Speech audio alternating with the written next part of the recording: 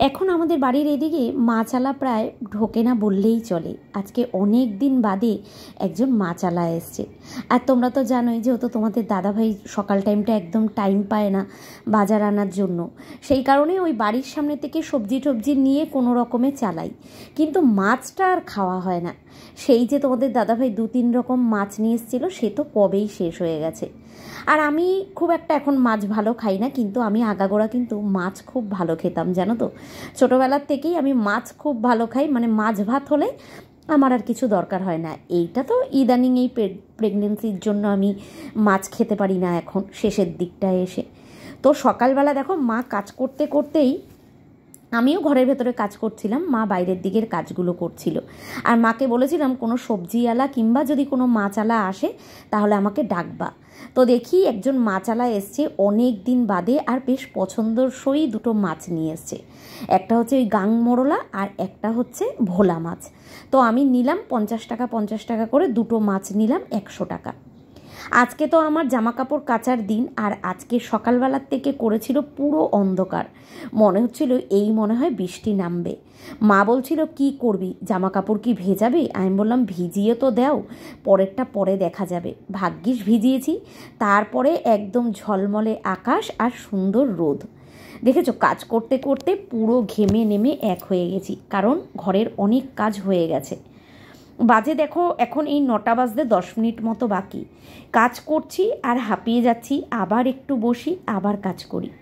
এখন এমন মনে হয় না, জানো তো, আগে তো কাজ ফেলে বসে থাকতাম না, আর এখন চোখের ওপরে কাজ ছড়ানো দেখেও কাজগুলো ঠিক করে করতে পারি না। কী যে কষ্ট হয় তোমাদের কি বলবো। শেষের দিকটায় এসে হয়তো শরীর এরকমই ভার হয়ে যায়।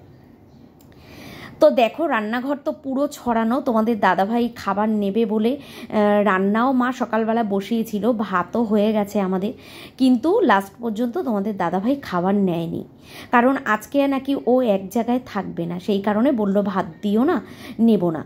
এদিকে তো মার সেই 6:30টার সময় ভাত রান্না করা হয়ে গেছে, আর ঝিঙে আলু পোস্ত হবে বলে সেটাও কেটে রেখেছে। আসলে কি বলো তো, আমি একটু দেরি করে উঠি তো, ওই 7:30 পৌনে 8টা নাগাদ, আর মা উঠে যায় প্রায় 5:30টার সময়। উঠে গিয়ে মা করতে থাকে টুকটুক করে, কারণ হুড়োপাড়ি করে তো পারে না, আস্তে আস্তে করে করতে থাকে। আর আমাকে আজকে ডেকেছে তখন পৌনে 8টা বাজে।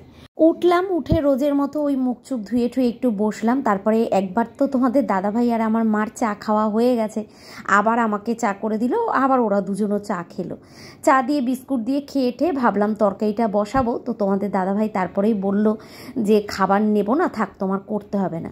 তো আমি বললাম না, কিছুই কষ্ট হবে না, শুধু তো তরকারিটাই বাকি, ভাত ঠাত তো হয়েই গেছে। বললো না, আমি আজকে আর ওখানে এক জায়গায় থাকবো না, 2-3 জায়গায় যাব। তখন বলো কেমন রাগ না ওঠে, খাবার তো নিল না। তারপরে ভাবলাম তাহলে একটু বসেই থাকি, তারপরে কাজে হাত দিই। এই টুকটুক করে করতে করতে ঘর দুয়ার গোছালাম। এইগুলো করতে করতেই, মানে এখন যেহেতু হুড়োপাড়ি করে পারি না, অনেকটা টাইম লাগে বোঝই, কাজ সেরকম একটা করতে পারি না। আর মেন সমস্যা আমার হাঁটা চলা দেখেই বুঝতে পারো, আমার সবথেকে বেশি হাঁটতে খুব অসুবিধা হয়, জানো তো।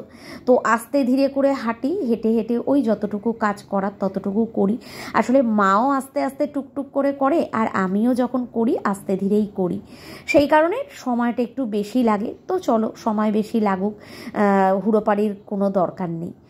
ভাবলাম খাবার যখন নেবে না তাহলে রান্নাঘরটা গুছিয়ে নিই, ওদিকে তরকারি করতে গেলে তো দেরি হতো। তো মোটামুটি আমি টেবিল মুছে ভাতের হাঁড়ি ঠাড়ি যা ছিল মোটামুটি আমি সব কিছু টেবিলে তুলে দিয়েছি। ভাবলাম এখন আর পোস্তটা রান্না করব না এই সকালবেলায়। মেয়েও তো পোস্ত খুব ভালো খায়, ঝিঙে দিয়ে আলু দিয়ে পোস্ত হবে, মেয়েও খুব ভালো খায়, তো ভাবলাম পরেই করব।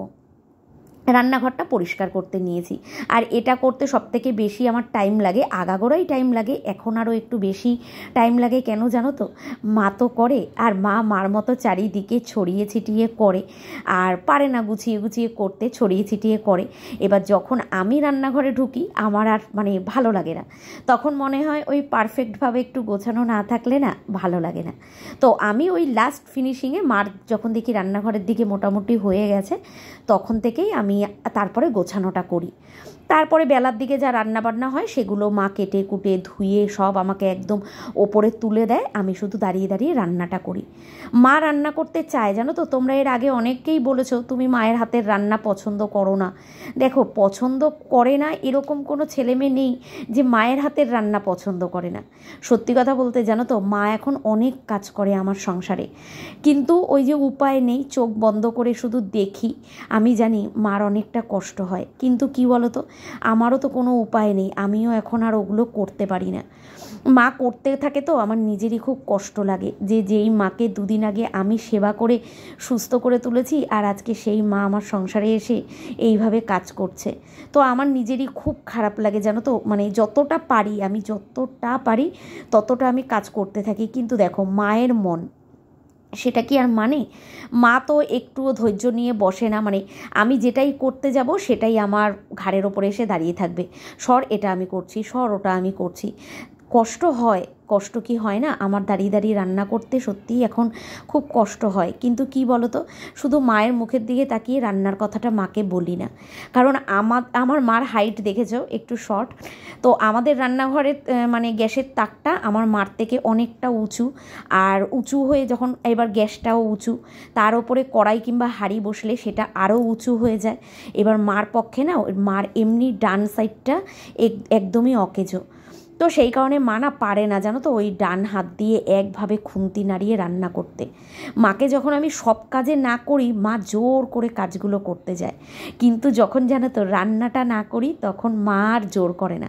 মা জানে আমি রান্নাটা করতে পারবো না, সব আমাকে কেটে কুটে গুছিয়ে একদম ওই তাকের ওপরে তুলে দেয়, আমি চেয়ারটা সামনে নিয়ে বসি, ওই একটু করে রান্না করি আর একটু করে বসি, এইভাবে করে রান্নাটা করি। কি করব, করতে তো হবেই, তাই না? যাই হোক, দেখো, কেউ আছে যে চোখের ওপরে দেখেও না দেখার ভান করে, কিন্তু সত্যি কথা, নিজের মা বাবাই সারা জীবন কিন্তু পাশে থাকে, সব সুবিধা অসুবিধা যাই বলো। আর সত্যি কথা বলতে দেখবে সব মেয়েদেরই প্রেগনেন্সি জার্নি কিন্তু মা ছাড়া অসম্পূর্ণ। যাদের মা না থাকে পাশে তাদের যে কী কষ্ট, সত্যি মানে সেই তখন বোঝে যে একজন মা হতে গেলে একজন মাকেই দরকার হয়, সেই তার কষ্টটা বুঝবে, কারণ মাও কিন্তু একসময় মা হয়েই আমাকে জন্ম দিয়েছিল, সেই কারণে কিন্তু মারাই মেয়েদের কষ্টটা ভালো বোঝে। সত্যি কথা, এটা দেখো, এটা কোনো খারাপের কথা না। তোমরা হয়তো বলবে যে কেন দিদিভাই তোমার শাশুড়ি করে না। দেখো, করে না বলবো না, আবার করেও বলবো না, এটা হচ্ছে যার যার ব্যক্তিগত ব্যাপার, তাই না? তার যার চোখে যেটা ভালো লাগবে সে সেটা করবে, তুমি কাউকে বলে করাতে পারবে না কিছু, তাই না? কিন্তু মাকে আলাদা করে কিছু বলতে হয় না, মা তো ছেলে মেয়ের চোখ মুখ দেখলেই বুঝে যায়। শুধু এখন না, জানো তো, আমি হয়ে যাওয়ার পর তোমরা তো জানোই, আমি বলেছি তোমাদের যে বাপের বাড়িতে থাকবো, কিন্তু বাপের বাড়ির থেকে 1-1.5 মাস যখনই আমার পুচকুটাকে করে নিয়ে বাড়ি আসবো, তখন কিন্তু আমি আবার মাকে নিয়ে আসবো, কারণ মা ছাড়া আমি পারবো না চলতে। মা যেটুকুনি করবে সেটাই আমার অনেক, কারণ কেটে কুটে দেবে, আমার বাচ্চাকে দেখবে, এটাই আমার কাছে অনেক।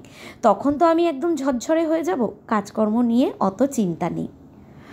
ঘরের কাজকর্ম আমার সব হয়ে গেছে, এসছিল আবার বাবা, তার মাঝখানে আর কোনো ভিডিও শেয়ার করিনি।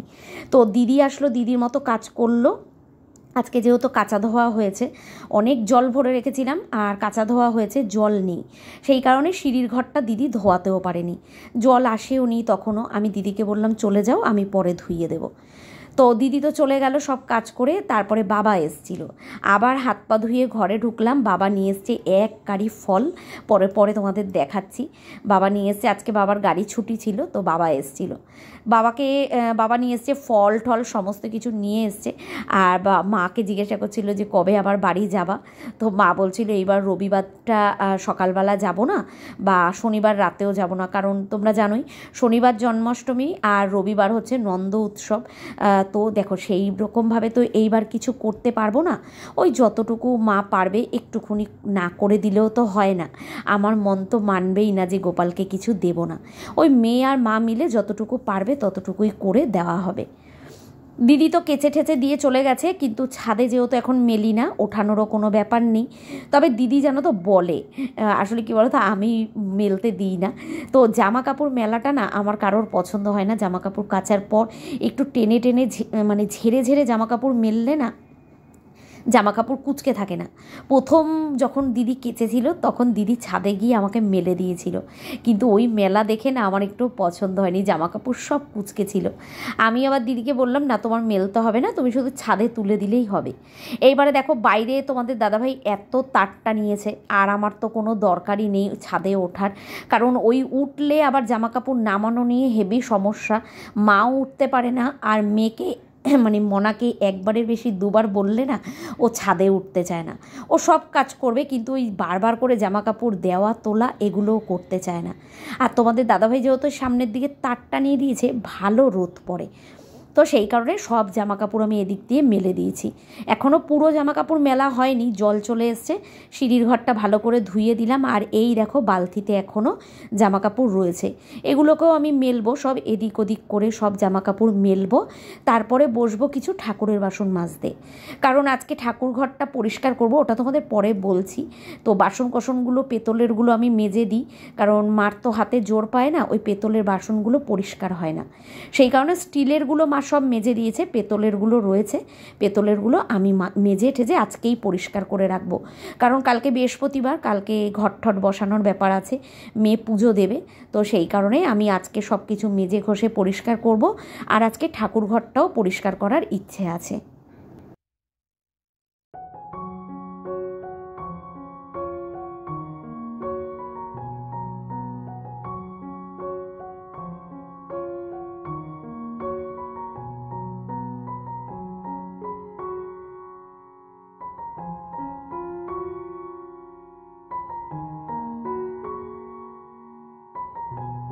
ওয়েদারটা দেখলে একদম কিন্তু পুজো পুজো মনে হচ্ছে, তাই না? একদম ঝলমলে আকাশ, নীল রঙের আকাশ, আর চারিদিকটা বেশ সুন্দর একটা পুজোর আমেজ চলে এসছে, তো বেশ কিন্তু ভালো লাগে, আর মনেও কিন্তু একটু বেশ শান্তি হয়। খালি মনে হয় এই তো পুজো চলে আসলো, এবার একটু ঘর বাড়িগুলো পরিষ্কার পরিচ্ছন্ন করতে হবে, একটু সাজাতে গোছাতে হবে, যেগুলো আমাদের বাঙালিদের মধ্যে হয়।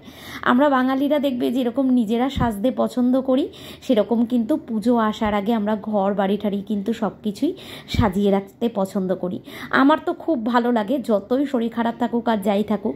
তো এই বছরটা তো এরকমভাবেই আমার কাটবে, কিন্তু আগের ভিডিওগুলো তোমরা দেখেছো প্রত্যেকবার পুজোর, তো আমি কিন্তু সব কিছু একদম টিপটপ করে পরিষ্কার করি পুজোর আগ দিয়ে। তবে এইবার তো আর সব কিছু একসঙ্গে পারবো না, ওই আস্তে ধীরে করে করব, একদিক একদিক করে করব, সেটাই ঠিক করেছি যে আজকে একটু ফাঁকা আছে, রান্নাবান্নার চাপটাও একটু কম আছে। আর রান্নাবান্না তো আমাদের ঘরে সেরকম একটা কোনো বিষয় না, কারণ আমাদের কেউ বায়না করার নেই যে একটু দেরি হলে খাওয়া নিয়ে বায়না করার কেউ নেই। কিন্তু সামনের বছর থেকে হবে, আমার অনেকটাই কষ্ট হবে। তো ভাবলাম, মেয়েকে বললাম যে চল দুজনে মিলে ঠাকুর ঘরটা পরিষ্কার করি। মেয়ে তো শুনে খুব খুশি, কারণ ওর আগাগোড়াই ইচ্ছে ছিল এইবার ঠাকুর ঘর পরিষ্কার করলে ও করবে। তো আমাকে বলেই রেখেছিল, মা আমিও কিন্তু তোমার সঙ্গে সঙ্গে এইবার ঠাকুর ঘর পরিষ্কার করব। চলে এসেছি, সকালবেলার খাওয়া হলো, এই 12টা বেজে একটু পার হয়েছে, এখন হলো সকালের খাবার দাবার। এবারে মেয়ে আর আমি দুজনে মিলে করব ঠাকুর ঘরটা, এখান থেকে সব বার করব, আর এই ব্যালকনির ওপরে যে এই প্লাস্টিক দিয়ে ঢাকা দেওয়া আছে এগুলো সব খুলে ফেলবো। খুলে ফেলে এই গ্রিলগুলো মেয়ে সব পরিষ্কার করবে, কারণ আমি যতটুকু পারবো করে দেবো, একভাবে আমি দাঁড়িয়ে দাঁড়িয়ে পারবো না, তো মেয়ে গ্রিলগুলো ঘষে দেবে, আর এই বক্স ঠক্স সব নামাবো, নামিয়ে এই জায়গাগুলো সব পরিষ্কার করব। কারণ সামনেই যেহেতু জন্মাষ্টমী, আজকে না করলে এরপরে আর হবে না। আর একেবারে ঠাকুর ঘরটাও একটু ঝেড়ে ঠেড়ে পরিষ্কার করে দেব। আর এই টাইলসের এই ওপর টোপরগুলো অনেক দিন পরিষ্কার করা হয় না, এই যে যে বিটগুলো আছে এগুলোকেও সব পরিষ্কার করব। মোটামুটি ঠাকুর ঘরটা একেবারে জন্মাষ্টমীর উপলক্ষেও পরিষ্কার করব, আর একেবারে পুজোর ঝাড়া মোছাও হয়ে যাবে, কারণ সামনে তো পুজো আর কটা দিন বাদে, আর এরপরে আর করব না। আর ওই ব্যালকনির প্লাস্টিকটাও খুলে ফেলবো, তোমাদের দাদাভাইকে দিয়ে কালকে একটা জিনিস এনে ওখানে লাগাবো, ঠিক আছে? কালকে ও বাড়ি থাকবে, কালকে এনে লাগাবো, যখন লাগাবো তখন তোমাদের দেখাবো। আর ওই ওপরে যেই ডিজাইনটা আছে ওইটা খোলা থাকবে, কিন্তু নিচের দিকটা পুরো একেবারে সিল করে ঢাকা দিয়ে দেবো, কারণ এরপরে যখন থাকবো না, এই প্লাস্টিক থাকলে না পরে আরও অসুবিধা হবে, ছিঁড়ে ছুঁড়ে যাবে। আর এখানে অনেক জিনিসপত্র আমার ঠাকুরের থাকে, সেই কারণেই ভেবেছি একেবারে পুরো সিল করে আটকে দেব।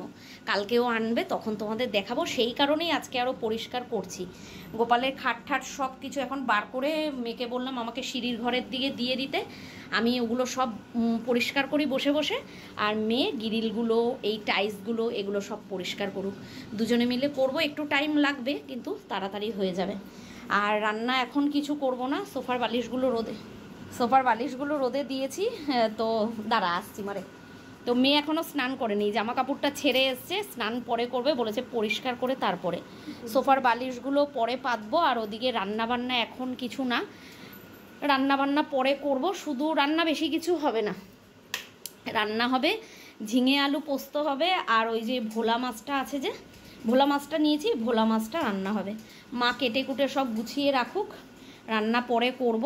আর এই সবে আমরা খেলাম, আমি মা, মেয়ের আগে খাওয়া হয়ে গেছিলো, আমি আর মা দুজনে খেলাম। তোমাদের দাদাভাই যদি তরকারি ভাত আজকে নিত তাহলে এই ঝিঙে আলু পোস্ত আমার সকালবেলাতেই হয়ে যেত। কালকের ডাল আছে, শাক আছে, হয়ে যাবে। আর রাত্রিবেলাও একেবারে ভাতই খাবো। আর ওই যে টিভি চালিয়েছি, এখন একটু গল্প শুনতে শুনতে এই কাজগুলো করব, তাহলে তাড়াতাড়ি হয়ে যাবে। ঠিক আছে, চলো কাজে হাত দিই। তোমরা অনেকেই ভাবো এত বড় মেয়ে হয়ে কোনো কাজ করে না, কিন্তু বিশ্বাস করো সত্যি, ওই যে তোমাদের বলেছি না, আমার মেয়েকে ছোটোবেলার থেকে আমি কোনো দিন কোনো কাজ করতে দিইনি।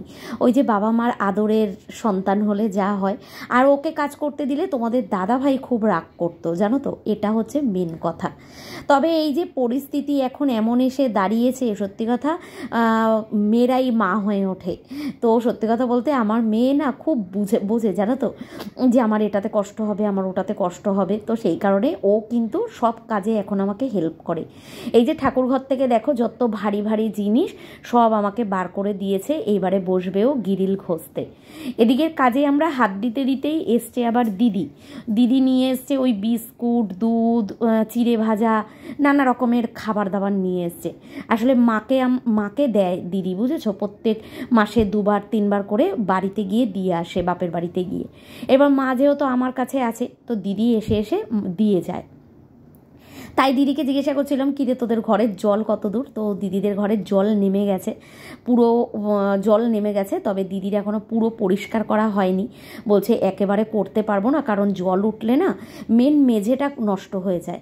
তো দিদি বলছে আস্তে ধীরে করে করবো। তা তোরা কী করছিস? আমি বললাম যে আমাদের তো সকাল সকাল সব কাজ হয়ে গেছে, ঘর দোরও মোছা চাচা হয়ে গেছে, ভাবলাম এইভাবে তো না করলে হবে না, কাজের দিদি তো এসে সকালবেলাই করে দিয়ে যাবে, আমাকে এইভাবেই কাজ সারতে হবে।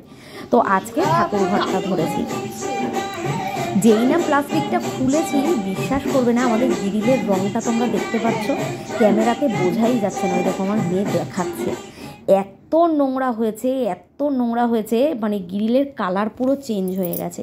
শুধু আমার এই ঠাকুর ঘরের গ্রিলটা, জানো তো, এই দেখো। তো এগুলো কসব্রাই দিয়ে ঘষতে ঘষতে মেয়ের তো হাত ব্যথা হয়ে গেছে। ওপরের দিকগুলো ও করেছে, আর আমি যতদূর নিচে দাঁড়িয়ে দাঁড়িয়ে যতটুকু হাত পেয়েছি আমি সেগুলো করেছি। কারণ খুব একটা উঁচুতে উঠে আমি তো দাঁড়িয়ে বসে করতে পারবো না, সেগুলো নিচের দিকগুলো আমি করেছি, দুজনে মিলে গ্রিলটা করলাম। এখনও মেয়ে করছে গ্রিলটা। তারপরে আমি চলে আসলাম দেখো সিঁড়ির ঘরের দিকে, কারণ বেলা বাড়ার সাথে সাথেই সিঁড়ির ঘরের দিকটায় রোদ পড়ে যায়। তো আমি ভাবলাম এইগুলো আমি পরিষ্কার করতে থাকি, আর মেয়ে তাহলে গ্রিলটা ঘষতে থাকুক। এখানে ড্রয়ারটা দেখলাম পুরো গোছানো আছে, তবে কি বলো তো, এটা হালকা কালার, তো এইটা না খুব তাড়াতাড়ি নোংরা হয়ে যায়। তো এটা আমাকে পুজোর আগে আরেকবার ড্রয়ারটা মুছতে হবে। দেখো ভেজা ন্যাকড়া করে আমি ভালো করে ড্রয়ারটাকে মুছে দিলাম। একবার ভেবেছিলাম ধুয়ে দিই, তারপরে ভাবলাম না বাবা, ধোবো না, এটা ধুলে এটা তো বক্সগুলো বার করা যায় না, কোনো রকমে যদি জল বার করতে না পারি ব্যাস হয়ে গেল। এখন তো এত টানা হিচড়া কিছু করতে পারবো না, এই বছরটা এরকমই থাক, যদি ঠিকঠাক থাকি, সুস্থভাবে আবার সংসারে ফিরতে পারি, তো তখন আবার সামনের বছর করব। তো সেই ভেবেই কাজ করছি। এই দেখো মেয়ের ওদিকে গ্রিল পরিষ্কার করা হয়ে গেছে, এখন সব ঠাকুর সব নামাচ্ছে। আর আমি বললাম আমাকেও দিয়ে যা, তাহলে মাঝে কিন্তু আবার আমি শুধু এই কাজ করছি না, মাঝে কিন্তু আমি এদিকে রান্নাও করছি, আবার বাইরের দিকে জামা কাপড়ও তুলছি।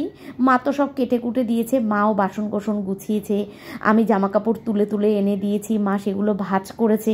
মানে সবাই আজকে সারাদিন মোটামুটি কাজ করেছি। প্রায় 4টে বেজে গেছে।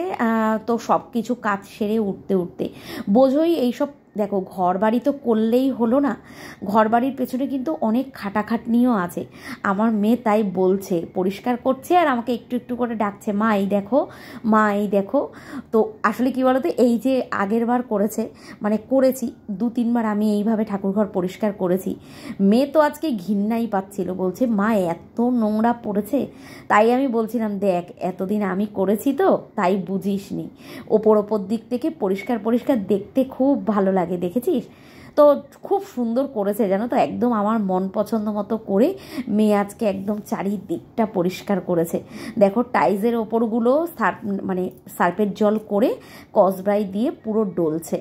আর সবথেকে বেশি নোংরা হয়েছিল আমার এই পিলারগুলো, জানো তো, পিলারগুলো তো পুরো কালো হয়ে গেছিলো, তো সেগুলো মেয়ে ভেজা ন্যাকড়া করে সুন্দর করে পুছে দিয়েছে। আর সত্যি কথা বলতে দেখবে পরিষ্কার থাকলে না কি ভালো লাগে না, আর পুজো আসলে বেশ মনে হয় যে একটুখানি পরিষ্কার থাকলে কিন্তু বেশ ভালো লাগে। ওপর দিকটা করে ঠাকুর সব মুছে ওই দেখো ওপরটায় তুলে দিয়েছে, আর গান চালিয়ে নিয়েছে। আমি তো গল্প শুনবো বলেছিলাম, গল্প বন্ধ করে দিয়েছে, গান চালিয়ে নিয়ে ওই নাচ করে আর একটু করে কাজ করে। তো আমিও বারবার করে একটু যাই দেখি, ধরতে তো দেবে না, নিজেই করবে। তো আমি এদিকে রান্না করে ফেলেছি, ডাল গরম করলাম, ওদিকে ঝিঙে আলু পোস্ত হয়ে গেছে। মাকে বললাম তুমি একটু দাঁড়িয়ে মাছ ভাজাটা করে দাও, আমি মাছের তরকারিটা একটু পরে বসাবো। আর এদিকে কালকে শাকটা গরম করলাম, কালকে মা আলুর চাপটি বানিয়েছিল জানো তো, কালকে দেখেছিলে না মা একটা কিছু মাখাচ্ছিল, তো তোমাদের তো কালকে বলাই হয়নি, কালকে মা আলুর চাপটি করেছিল, আমার মেয়ে খুব ভালো খায়। মা থাকতে থাকতে আরেকদিন করতে বলবো, রেসিপিটা তোমাদের দেখাবো। আমার মা আলুর চাপটি হেভি সুন্দর বানায়।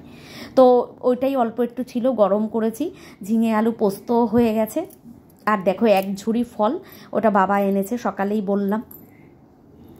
এরপরে মেয়ের মতো এইদিকে কাজ করুক, আমি যাই এরপরে সিঁড়ির ঘরের দিকে, যেটা আমার কাজ আছে, ওই ঠাকুরের খাটটা আর গুরুদেবের যেই মানে সিংহাসনটা, ওটা পরিষ্কার করা বাকি আছে। তো মেয়েরও মোটামুটি দেখলাম হয়ে গেছে, নিচের দিকটা শুধু বাকি আছে। কি করছে বলো তো, একবার করে সার্ফ দিয়ে মুছে আবার ন্যাকড়া ধুয়ে এনে তারপরে পরিষ্কার করেছে।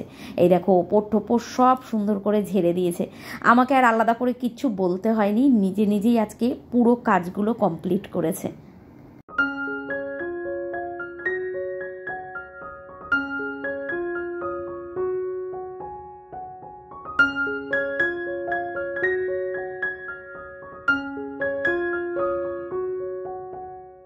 আজ কিন্তু ভিডিওটা অনেক বড় হয়েছে। তোমরা সবসময় বলো না যে দিদিভাই একটু বড় বড় ভিডিও করবে, পম্পা একটু বড় ভিডিও করবে, আজকে কিন্তু অনেক বড় ভিডিও হয়েছে।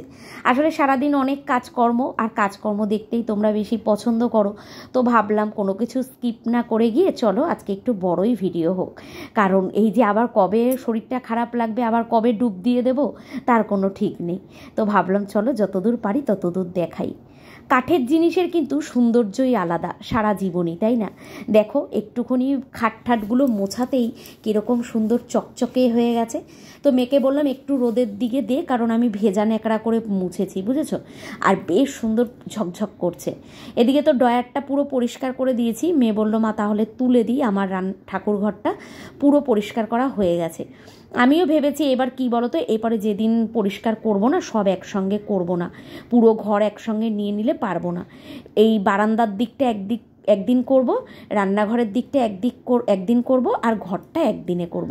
এইভাবেই আমি 3 ভাগে মানে করব। সামনে যেহেতু অনেকগুলো পুজো আচ্ছাও আছে, দেখো জন্মাষ্টমীর উৎসবটা বাড়িতে আছে, তোমাদের দাদা ভাইয়ের জন্মদিন আছে, তো একটা একটা করে সব কিছুই তোমাদের সঙ্গে শেয়ার করব।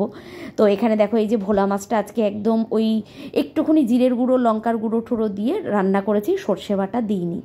বাসন কোসনও আজকে রান্না করতে করতেই মেজে ফেলেছি, কারণ দিদি আজকে বলেই গেছিল কালকে আসবে না, কালকে দিদির ছুটি, সেই কারণে সব কাজই কমপ্লিট করে ফেলেছি। খাওয়া দাওয়া করে উঠলাম তখন বাজে 4:45, তারপরে একটু সবাই রেস্ট নিয়েছিলাম, হয়ে গেছিলো সন্ধে। আর গতকালই তো তোমাদের বলেছিলাম আজকে মিষ্টুর জন্মদিন। দেখো মেয়ে এখানে কি কারুকার্য করছে। মিষ্টু যেহেতু মেয়ে, তো ওকে টিপ পরিয়ে লিপস্টিক পরাচ্ছে। আর দেখো মিষ্টু দেখো, যত মেয়ে লিপস্টিক পরাতে যাচ্ছে ও তত পেছন দিকে সরে যাচ্ছে। তোমাদের দাদাভাই কাছ থেকে আসার সময় এই দেখো একটা ছোট্ট কেক নিয়ে এসছে মিষ্টুর জন্য। হ্যাঁ, দেখতে দেখতে 1 বছর হয়ে গেল মিষ্টু আমাদের বাড়িতে। তারপরে গুলুকেও নিয়ে আসা হয়েছে, তো গুলুও এসছে। তো মিষ্টুর কেক কাটা হয়ে গেলে ও আবার চলে যাবে, কারণ ওরও এখন পড়াশোনা আছে, কারণ স্কুল খুললেই এরপরে পুজোর পরে আবার পরীক্ষা। দিদি তো এখন আর ওকে বাড়িতে রাখবেই না। তো দেখো এখানে মিষ্টু বলে লিখে আনা হয়েছে, তো তোমাদের দাদাভাই পছন্দ করে নিয়ে এসছে, কারণ মিষ্টু দেখতে দেখতে 1 বছর হয়ে গেল আমাদের সঙ্গে কাটাচ্ছে। আর আমার মেয়ে জানো তো সবসময় বলে যে মা, আমার ভাই কিংবা বোন হোক, ও এসে দেখতে পারবে বলো মিষ্টুকে। তো তোমরা অনেকেই বলেছো মিষ্টুকে স্নান করাতে না, তো আমার মেয়েও বলেছে মা আমি স্নান করাবো না, যদি ওর কানে ঠানে জল ঢুকে যায়, স্নান করাবো না। এই দেখো আমার মেয়ে সাজিয়েছে, দেখো কেমন করে সাজিয়েছে। তো এখন এই যে কেক কাটবে বলে ওকে সাজিয়েছে। আর ওই দেখো একটা রিবন ছিল, বলছে মা ওকে একটা জামা ঠামা কিছু পরাবো। আমি বললাম না, কিচ্ছু করতে হবে না। তো একটা রিবন ছিল, ওই রিবনটাকে গলার ওপর দিয়ে বেঁধে দিয়েছে। এরপরে কেক টেক সুন্দর করে সাজিয়ে নিয়েছে, এবার শুধু কেক কাটবে বলে। কিন্তু মিষ্টু তো কিছু বোঝে না, ও তো ছুরি ধরবে কি, ও আগেই লাফালাফি করছে। মেয়ে কোনো রকমের শক্ত করে ওকে ধরে দেখো এখানে এখন কেক কাটানোর জন্য রেডি হয়েছে।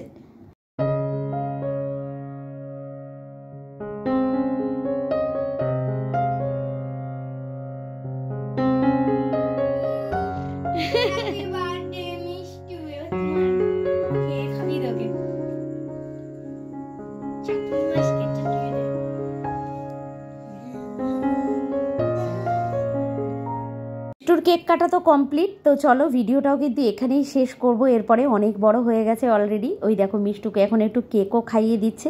এরপরে আমরা সবাই একটু একটু করে কেক খেয়েছিলাম, আর মিষ্টু তো খেয়েই একদম পুরো খুশি হয়ে গেছে। তো বেশি দিই না, কারণ ওর না মানে এই ডিমের কোনো জিনিস খেলে টেলে না ওর পটি হয় নরম নরম, তো অল্প একটুই ওকে দেওয়া হয়েছিল। ওই দেখো চাটাচাটি করছে। চলো এরপরে আমরাও কেক টেক খেয়ে নেবো, আর আজকের মতো ভিডিওটা এখানেই শেষ।